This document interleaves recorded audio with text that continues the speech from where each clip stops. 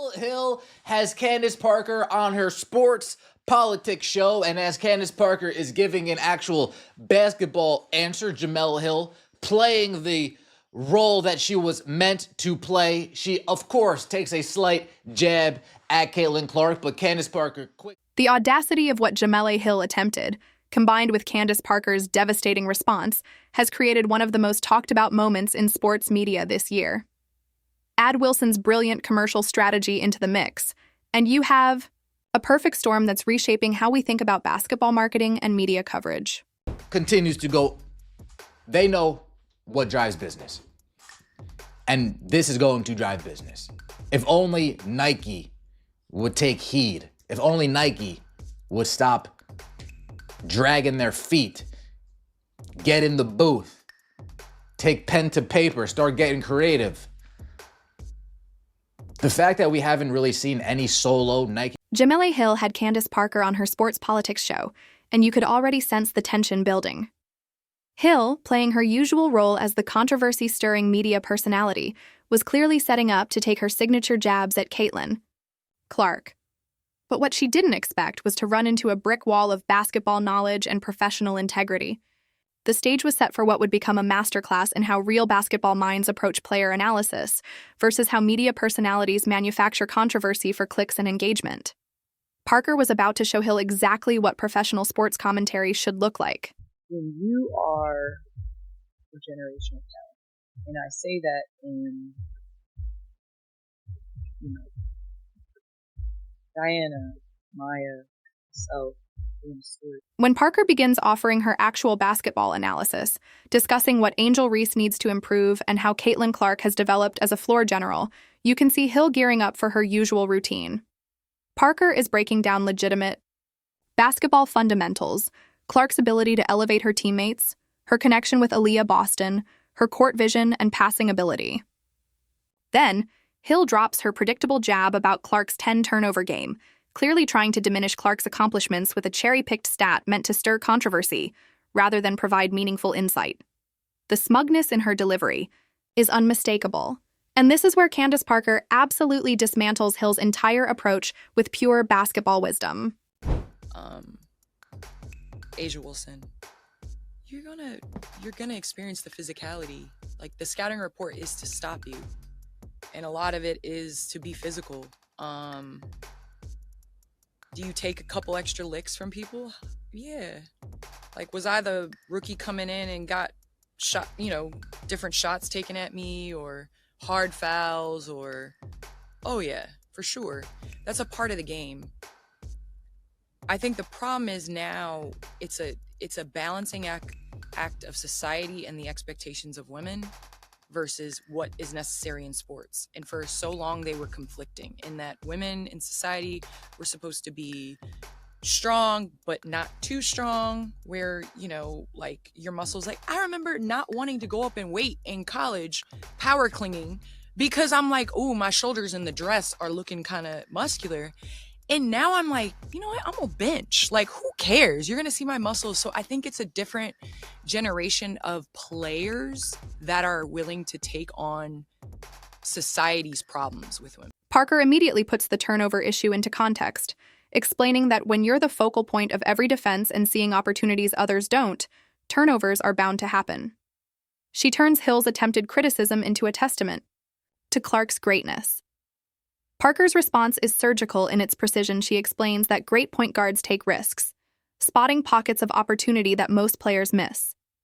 Yes, that sometimes leads to turnovers, but it's actually a reflection of high basketball IQ and advanced court vision, not a flaw to be mocked by media personalities who've never competed at that level. Toxicity that comes in this comparison when it deals with Angel Reese and Caitlin Clark. But we're not going to focus on that. What we're going to focus on is what Candace Parker had to say, because Candace Parker's commentary is actually what is truthful in nature. It's not a game. She's telling you the truth. She's giving you from a pro basketball player's perspective. It's funny how the pro basketball players, even the women, for the most part, seem to ride with Caitlin Clark. Whether it's Sue Bird, Candace Parker, but there's people like Cheryl Swoops out there who don't. And then there's people like Jemele Hill out there who damn sure don't. But she never played a second of basketball in her life. The contrast was striking. Hill attempting to manufacture controversy with surface-level, cherry-picked stats, while Parker delivered deep basketball insight that actually educated viewers on what makes elite players truly special. It was a masterclass in the difference between genuine analysis and media theatrics. Let's talk about those so-called 10-turnover games and put Hill's criticism into historical perspective. Because when you actually look at the data, her jab becomes even more ridiculous and uninformed. LeBron James had a 10-turnover game in his second season. Are we really going to pretend that tarnishes his legendary status? Magic Johnson, one of the greatest point guards in basketball history, recorded an 11-turnover game just 6 games into his second season. Did that define his career or diminish his greatness? Absolutely not. Green, LeBron James, season 2, how many 10-turnover games does LeBron James have?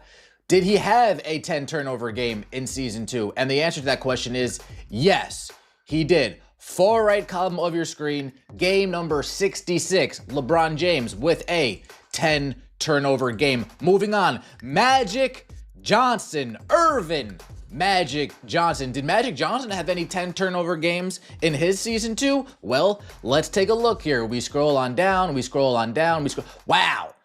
Magic Johnson, 6th game into his second season. On the screen, LeBron James, season 2.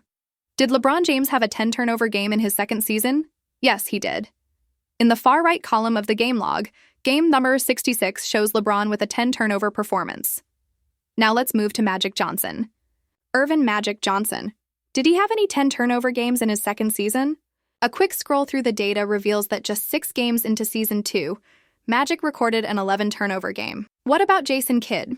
Another all-time great point guard, Kidd had multiple 7, 8, and 9-turnover games throughout the early part of his career. These are Hall of Fame players, guys, known for elite vision and aggressive playmaking. And that kind of play often results in turnovers.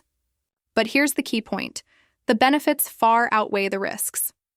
The fact that Jemele Hill tried to use a single 10-turnover game as some sort of gotcha moment against Caitlin Clark exposes a complete lack of understanding of basketball history and player development. It's surface-level analysis, the kind that makes real basketball people cringe. Candace Parker, on the other hand, understood this context immediately. That's why her response to Hill's comment was so devastating. Parker knows that great players push boundaries. They take risks. And yes, sometimes that leads to mistakes, but those mistakes are part of what makes them great, not reasons to diminish their accomplishments. The conversation then shifted to Tyler Marsh and his coaching of Angel Reese. Once again, we saw the stark difference between Parker's legitimate basketball insight and the typical media narratives surrounding the Chicago Sky. Parker gave Marsh a strong endorsement, calling him one of the best coaches she's ever played for. She specifically praised his skill development work, crediting him with transforming Jackie Young's shot during his time as an assistant coach in Las Vegas. This is the kind of insider knowledge that only comes from actually playing at the highest level and understanding what makes coaches effective. But here's where the analysis gets interesting. There's a crucial difference between being a great assistant or developmental coach and being a successful head coach. Just because someone excels at developing individual players doesn't automatically mean they're equipped to manage rotations, game strategies, and locker room dynamics. The NFL provides a perfect analogy. Being a great quarterback coach doesn't make you a great defensive coordinator, and being an offensive coordinator doesn't guarantee success as a head coach. The skill sets are entirely different, and the responsibilities scale up exponentially. This raises legitimate questions about whether Marsh has successfully translated his individual coaching skills into effective team management with the Sky. The results on the court suggest there might be gaps in that transition, despite his strong track record as an assistant. Now, let's talk about Wilson Basketball's absolutely brilliant new Caitlin Clark commerciale campaign that makes nearly every other sports marketing team look like amateurs. While Nike continues to fumble what may be the biggest marketing opportunity in women's sports history, Wilson stepped up with a spot that's nothing short of perfect. When you strip away the noise and the bright lights, it's just the game you loved as a kid. Chance of defense by the Sparks fans. 6 on the shot clock. Clark, a deep 3. Feet on the hardwood, basketball in hand, guiding you. inspiring you, working on the player you dream to be. Because the ball will always bring you back to your favorite place.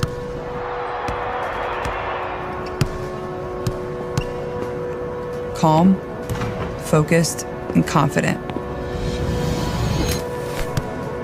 To the place all roads lead, the game of basketball.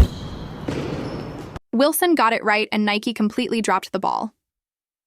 The new Wilson commercial captures everything that makes Caitlin Clark special. It strips away the noise, the bright lights, and the media frenzy to focus on the pure love of the game. Watching. Clark with her feet on the hardwood, basketball in hand, working to become the player she dreams of being, its poetry in motion. The message is powerful and authentic.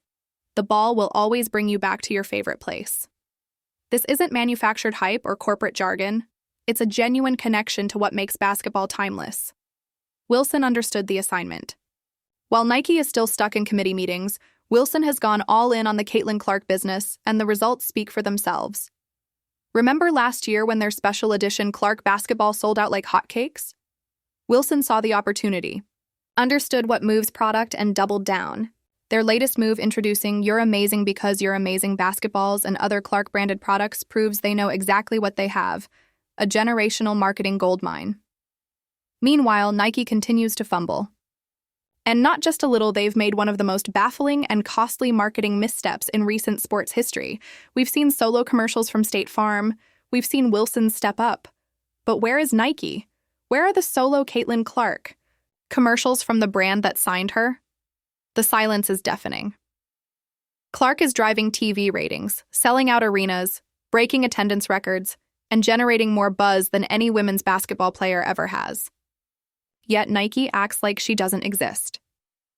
Instead of capitalizing on her unprecedented popularity and cultural impact, they continue to play it safe, pushing stars that casual fans don't know, while missing the chance to showcase the one who's dominating headlines and hearts.